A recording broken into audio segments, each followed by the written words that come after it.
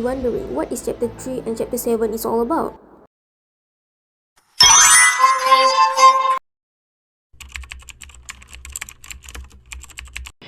Let's start with Chapter 3, the memory hierarchy.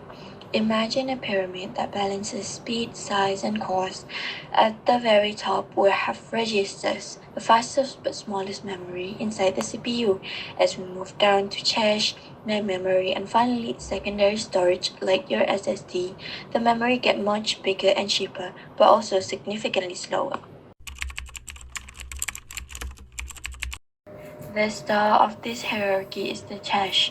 Think of it as the CPU's personal assistant. It's a small, lightning-fast memory that stores data the CPU uses most often, so it doesn't have to wait for the slow main memory. Cache uses RAM technology, which is way faster than the DRAM used in your RAM sticks.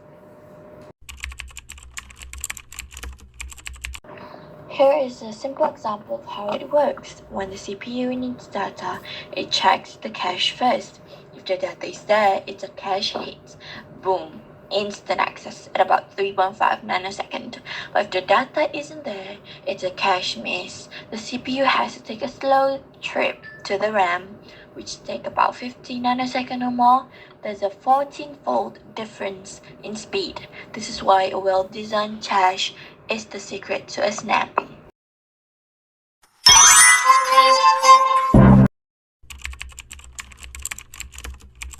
Have you guys ever wondered how can our PC juggle music, games, and tabs? The answer is simple. It's parallel processing, which I want to explain right now. Parallel processing is multiple processor or CPU cores execute tasks at the same time or faster for efficient job complication. Let's take a look at this analogy. Basically, teamwork for your computer brain is parallel processing. Instead of one person laying every brick alone, a whole crew works together to build a house faster. The crew you see just now represent multiple CPU that collaborate on a single task to boost speed and efficiency. Now the SMP. SMP is symmetric multiprocessor.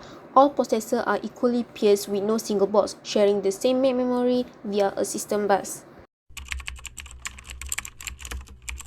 Let's take a look at multiprogramming analogy. Look at the chef.